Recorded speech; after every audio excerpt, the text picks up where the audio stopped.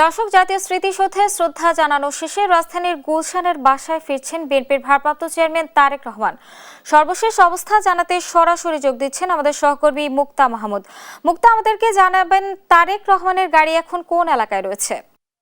আপনি যেটা বলছিলেন যে বিএনপির ভারপ্রাপ্ত চেয়ারম্যান তারেক রহমান ভারত জাতীয় স্মৃতিসৌধে মুক্তিযুদ্ধের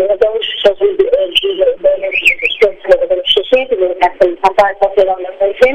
তার বাসা গুলশানে তিনি কিছুটা দিকে রওনা হয়েছেন। তার গাড়ি বহর করে দেখতে পাচ্ছেন যাওয়ার পথে নেতা কর্মীদের সাথে যেমন নেতা তিনি সাক্ষাৎ করেছেন বা নেতা কর্মীরা তার গাড়ির বহরে যেমনটা ভিড় ছিল, এখন কিন্তু আমরা দেখছি যে তেমনটা নেই, যে কারণে কিন্তু তার গাড়ির গতিও কিন্তু বেশ আমরা লক্ষ্য করছি। নিশ্চয়ই পাবন আপনি এবং আপনার মাধ্যমে দর্শকরাও দেখতে পাচ্ছেন যে তারেক রহমানের বহনকারী গাড়িটি এবং তার গাড়ির বহরে থাকা অন্যান্য গাড়িগুলো খুব দ্রুত গতিতে কিন্তু তার ঢাকার পথে রওনা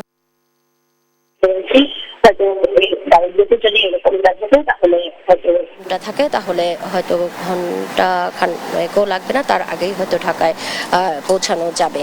তো এই মুহূর্তে তিনি সাভার জাতীয় স্মৃতিসৌধে মুক্তিযুদ্ধের শহীদ বীরদের প্রতি, মুক্তিযুদ্ধের নিহত বীরদের প্রতি শ্রদ্ধা জানানো শেষেই কিন্তু তিনি এখানে এসেছেন।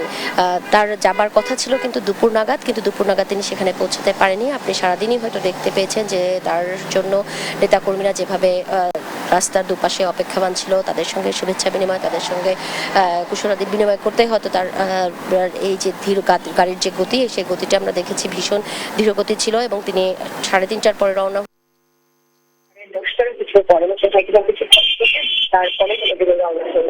পরে কিন্তু তিনি রওনা হয়েছেন।